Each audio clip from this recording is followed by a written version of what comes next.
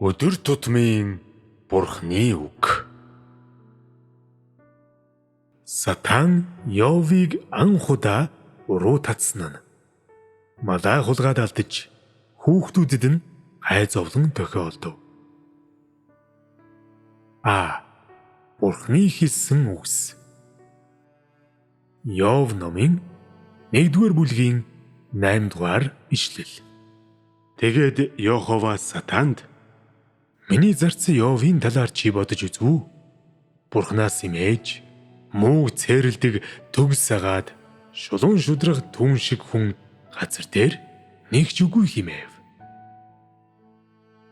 Йов номын 1-р бүлгийн 12-р ишлэл.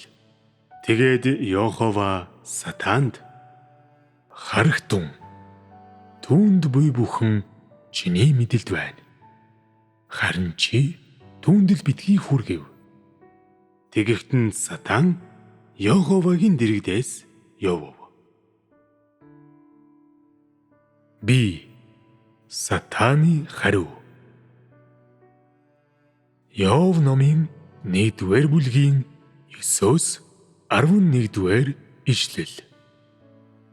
Дараа нь Сатан Йоховод хариулж "Йов Бурханаас дэмий имээдэг гэж үү? Та түүнийг түүний байшинг тойруулж, түүнд буй бүхнийг нь тойруулж хашаалаагүй гэж үү? Та түүний гарын ажлыг өрөөсөн. Тэгээд түүний эд хөрөнг энэ нутагт улширсан. Харин одоо гараа сунган түүнд буй бүхэнд хүр. Тэгээд тэр таны өдөөс хараах болно" гэв. Йовыг уруу татахыг Бурхан Сатанд зөвшөөрснөөр Йовын итгэл төгс болно. Йов номын 1-р бүлгийн 8-р ишлэл бол Йохова Бурхан Сатан хоёрын яриаг Библиэс харж болох хамгийн ихний тэмдэглэл юм. Бурхан юу гэж хэлсэн бэ? Их бичигт дараах зүйлийг дурджээ. Тэгээд Йохова Сатанд "Миний зарц Йовын талаар чи бодож үзв үү? Бурханаас имэж мууг цээрэлдэг төгс сагаад шулуун шудраг түн шиг хүн газар дээр нэгч үгүй" гэв.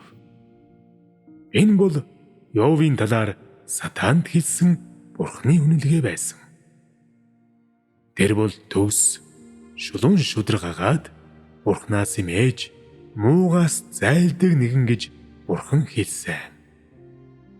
Бурхан Сатан хоёрын хоорондоо сольсон эдгээр үгээс өмнө Йовыг уруу татахын тулд Сатаныг ашиглана. Йовыг Сатаны гарт өгнө гэдгээ Бурхан шийдчихсэн байсан. Нэг талаараа энэ нь Йовын талаарх Бурханы ажиглалт болон үнэлгээ ямар ч алдаагүй зөв байсныг батлах байсан бөгөөд Йовын гэрчлэлээр дамжуулан Сатаныг ичгэд хүргэх байсан. Нөгөө талаараа энэ нь Йовын Бурханд итгэхийг нь Бурханаас имээхийг төгс болгох байсан юм. Тиймээс Сатаныг Бурханы өмнө ирэхэд Бурхан хоёрдмол утгаар яриаггүй. Тэр шууд гол зүйлдээ орж Сатанаас "Миний зарц Йовын талаар чи бодож үзв үү?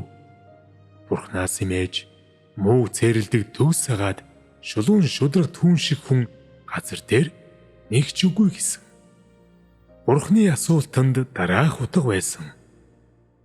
Сатан хаа сайгүй хисүүчлэн явсан бөгөөд Бурханы зарц байсан Йовыг дандаа тагнадаг байсныг Бурхан мэдэж байв. Йовын Бурханд итгэж Бурханаас имээдэг нь баттай байж чадахгүй гэдгийг батлахын тулд Сатан Йовд сүрэл авчрах арга зам олох гэж оролдон Йовыг дандаа өдөж дайран довтолж байсан. Түүнчлэн Йов Бурханаас татгалзаж Сатан түүнийг Бурханы гараас түүнийг булааж авахыг зөвшөөрч магадгүй гэж Сатан Йовыг баллах боломжуудыг яаралтай хайж байсан юм. Гэсэн ч Бурхан Йовын сэтгэл доторхыг ажиглаж тэр бол төгс шулуун шудраг агаад Бурханаас имэж муугаас зайлдаг хүн гэдгийг харсан. Йов бол Бурханаас имэж муугаас зайлдаг. Төгс шулуун шудрах хүн бөгөөд Йов бол хизээж Бурханаас татгалзаж сатаныг дагахгүй гэдгийг сатанд хэлэхийн тулд Бурхан асуулт ашигласан. Йовын талаарх Бурханы үнэлгээг сонсоод доромжлогдсондоо сатаны уур хүрсэн ба Йовыг булаан авах гэж улам их уурлаж, улам их төвчээргүй болсон. Учир нь хэн нэгэн хүн төгс шулуун шудрах байж чадна. Эсвэл Бурханаас имэж муугаас зайлж чадна гэдэгт сатан хизээж итгээгүй юм. Түүний зэрэгцээ сатан мөн хүний төгс байдал болон шудраг зан жигссэн бөгөөд Бурханаас имэж муугаас зайлж чаддаг хүмүүсийг үзэн ядсан. Иймээс Йов номын 1-р бүлгийн 9-өөс 11-р эшлэлд ийм бичжээ. Дараа нь сатан Йоховад хариулж, Йов Бурханаас дэмий имэдэг гэж юу? Та түүнийг түүний байшинг тойруулж, түүнд буй бүхнийг нь тойруулж хашаалаагүй гэж юу? Та түүний гарын ажлыг өрөөсөн. Тэгээд түүний эд хөрөнгө энэ нутагт олширсан. Харин одоо гараас сунган түүнд буй бүхэнд хүр. Тэгээд тэр таны өөдөөс хараах болно гэв.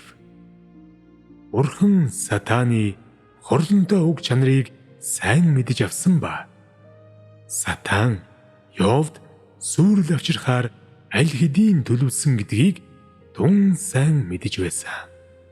Иймээс Йов бол төгс шулуун шударгаагаад тэр Бурханаас имэж муугаас зайлдаг гэдгийг сатанд дахин нэг удаа хэлснээрээ Бурхан сатаныг өөртөөгөө санал нэгтээ болгож сатаныг үнэн нүүр царайгаан илчилж Йовыг дайрч уруу татгад хүрэхийг хүссэн юм.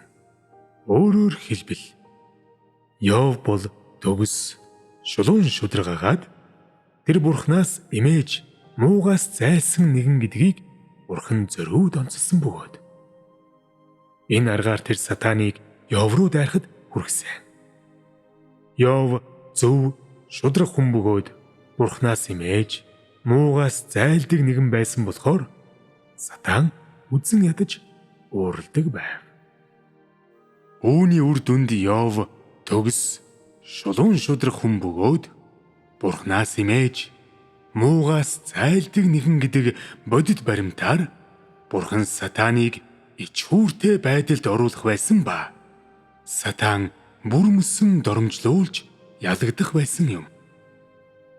Түүний дараа сатан Йовын төгс чигч зан Бурханаас имээдэг эсвэл муугаас зайлдагт нь дахиж эргэлзэхгүй. Эсвэл буруу шаан чижилгээ болох байсан.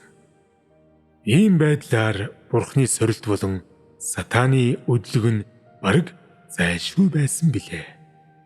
Бурханы сорилт болон сатаны өдлөгийг даван гарч чадах цорын ганц хүн нь Йов байв. Энэ ярианы дараа Йовыг уруу татах зөвшөөрөл сатанд өгөгдсөн. Тиймээс сатаны дайралтуудын эхний үе эхэлсэн. Энэ дайралтуудын байн Йовын эд хөрөнгө байсан ба учир нь сатан дараах буруу шаалтыг Йовын эсрэг хийсэн билээ. Йов Бурханаас дэмий имэдэг гэж юу? Та түүний гарын ажлыг өрөөсөн.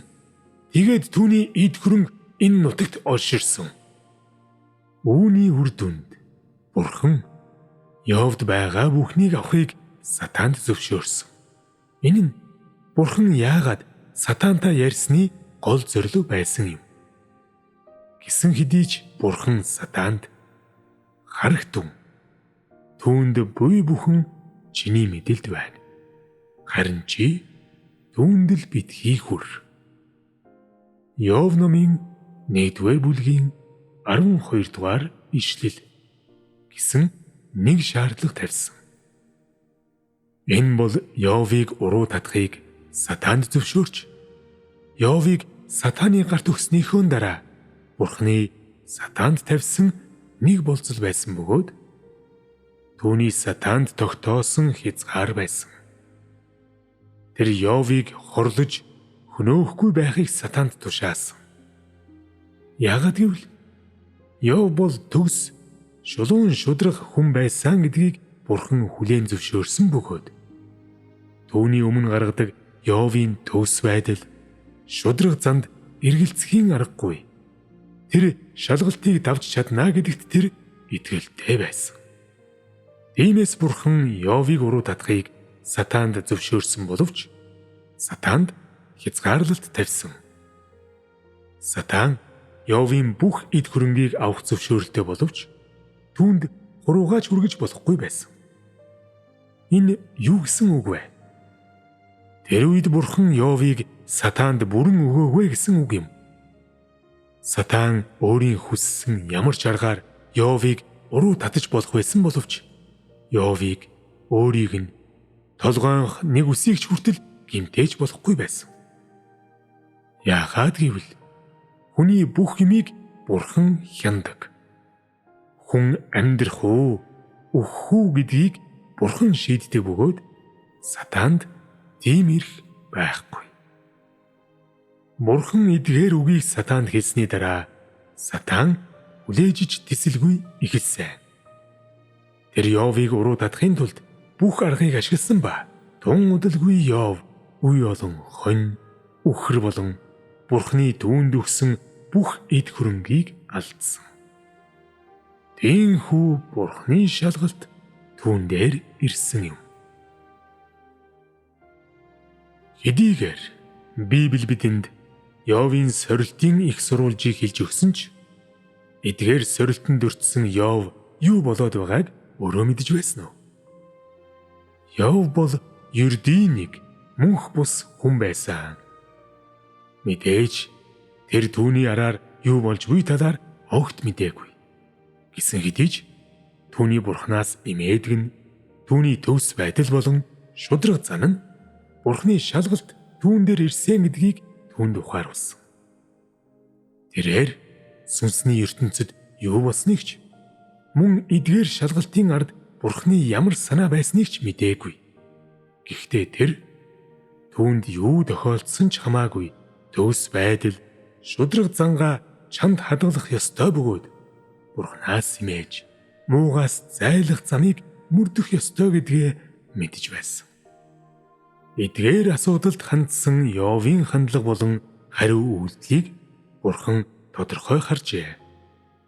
Тэгээд Бурхан юу харсан бэ? Тэр Бурханаас имээдэг Йовын зүрх сэтгэлийг олж харсан. Учир нь эхнээсээ эхлээд шалгагдж байсан цагийн туршдаж Йовын зүрх сэтгэл Бурханд нээлттэй хിവэр үлдэж Бурханы өмнө дэлгээтэй байсан бөгөөд Йов өөрийн төвс байдал шудраг зангаа орхиогүй. Мөн тэр Бурханаас имээж муугаас зайлах замаа хаяагүй буюу эргэж буцаагүй. Үүнээс илүү тааламжтай зүйл Бурханд байгаагүй.